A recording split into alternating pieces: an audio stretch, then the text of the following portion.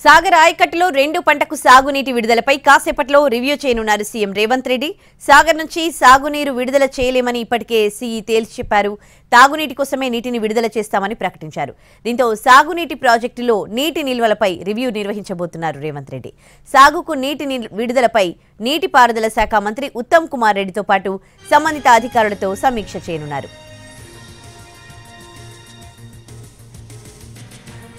ఈ సమావేశానికి సంబంధించి పూర్తి డీటెయిల్స్ మా ప్రతినిధి సుధీర్ అందిస్తారు. సుధీర్, ఎంతసేపట్లో ఈ సమావేశం జరగబోతోంది? ఎట్లాంటి విషయాలు చర్చించనున్నారు? డీటెయిల్స్ ఏంటి? మరికాసేపు ముఖ్యమంత్రి రేవంత్ రెడ్డి నివాసంలో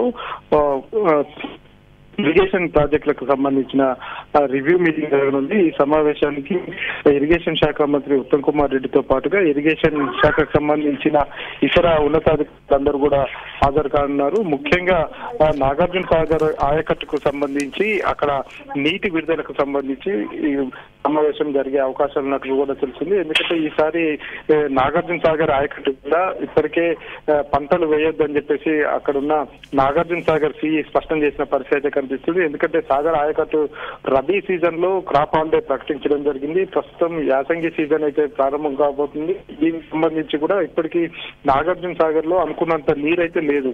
దీంతో వ్యవసాయానికి నీటి కష్టాలు తప్పేటట్టు లేవని చెప్పేసి ప్రభుత్వం దీనిపై ఎలాంటి నిర్ణయం తీసుకోవాలనే విషయానికి సంబంధించి ఉన్నతాధికారుల నుంచి పూర్తి సమాచారం రాబట్టేందుకు సమీక్ష సమావేశాన్ని ఏర్పాటు చేయడం జరిగింది. ఇటీవల కాలంలో ప్రాజెక్టుల మీద వరుసగా మంత్రి ఉత్తమ్ కుమార్ రెడ్డి సమావేశం నిర్వహించారు. ఉదయం కూడా రాష్ట్ర వ్యాప్తంగా ఉన్న అన్ని సాగునీటి ప్రాజెక్టులకు సంబంధించిన సమాచారాన్ని ఆయన తెలుసుకున్నారు.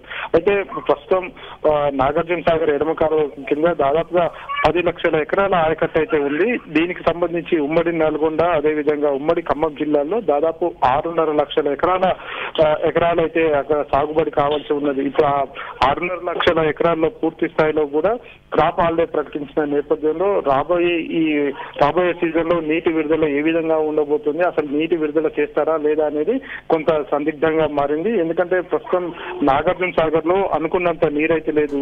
కేవలం తాగునీరు మాత్రమే అందులో ఉంది. కాబట్టి తాగునీటిని విడుదల చేస్తారా లేకపోతే సాగునీటిని విడుదల చేస్తారా అనే విషయానికి సంబంధించి ఉన్నతాధికారులతో సమీక్ష సమావేశం నిర్వహించనున్నారు. ముఖ్యమంత్రి రేవంత్ రెడ్డి తీసుకునే నిర్ణయాన్ని బట్టి సాగర్ ఎడమకట్టుకు సంబంధించిన సాగర్ ఎడమ కాలువకు సంబంధించి ఆయకట్టు రైతులు వాళ్ళు ఇప్పటికే పలుమార్లు ప్రభుత్వం దృష్టికి అయితే తీసుకురావడం జరిగింది.